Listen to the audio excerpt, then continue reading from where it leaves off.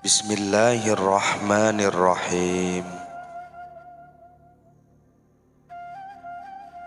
Kamu harus menjauhkan diri dari perkara-perkara yang haram. Jika tidak, maka kamu akan dibinasakan. Kamu tidak akan dapat lepas dari cengkeraman bahaya perkara-perkara yang haram itu,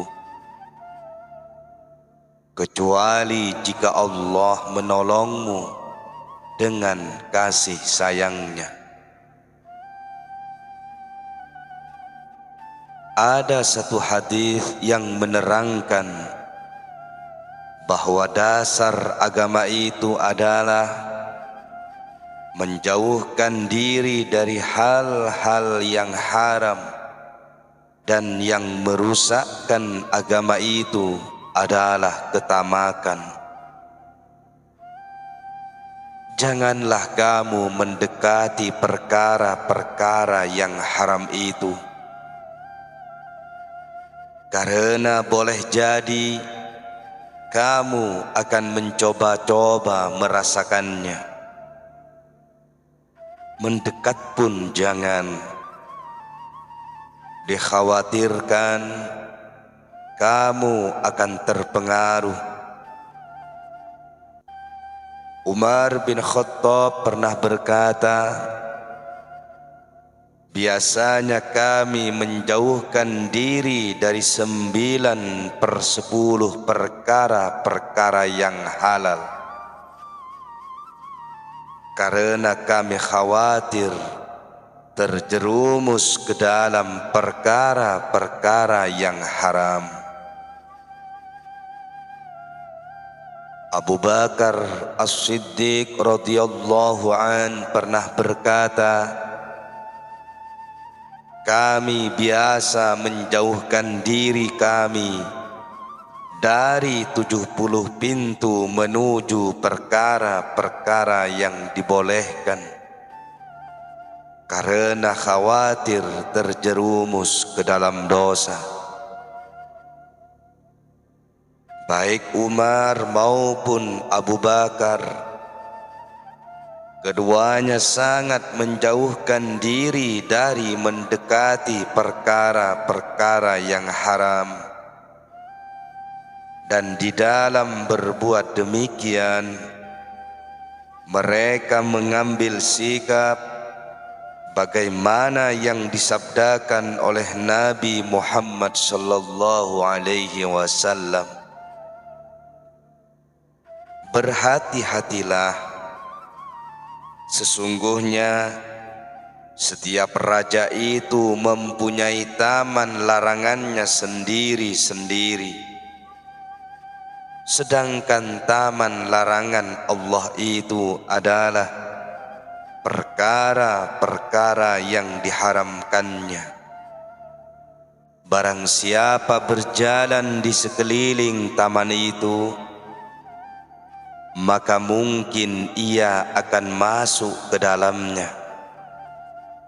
Tetapi barang siapa memasuki pintu istana raja dan terus melewati pintu kedua dan ketiga hingga akhirnya sampai ke kamar raja, maka hal itu adalah lebih daripada orang yang berada di luar pintu pertama, karena ia berada di luar. Jika pintu ketiga tertutup, maka orang ini tidak akan terkena bahaya,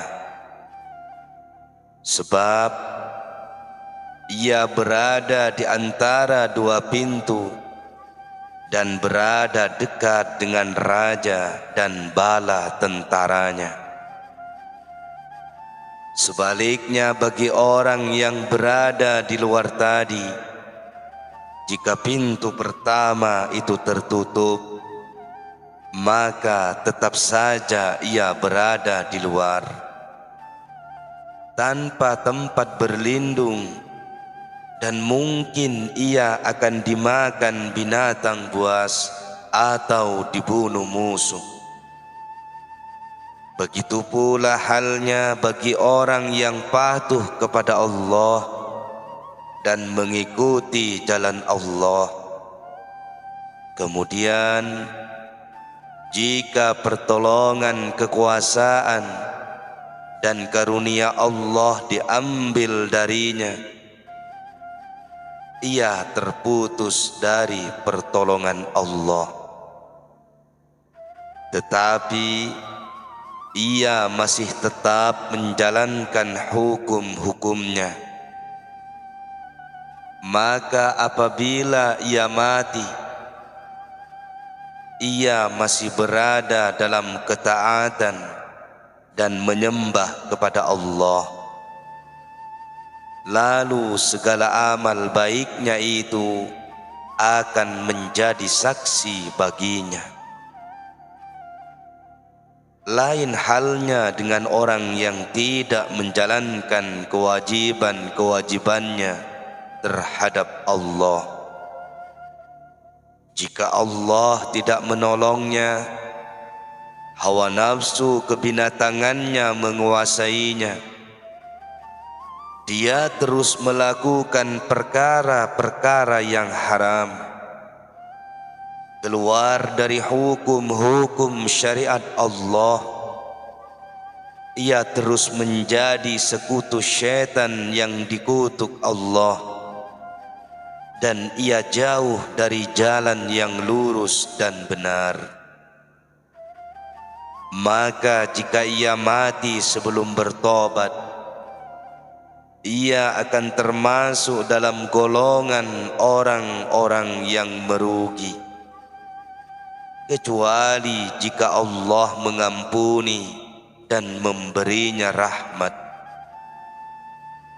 Oleh karena itu, orang-orang yang menjalankan kewajiban berada dalam keselamatan, dan orang-orang yang tidak menjalankan kewajiban berada dalam bahaya.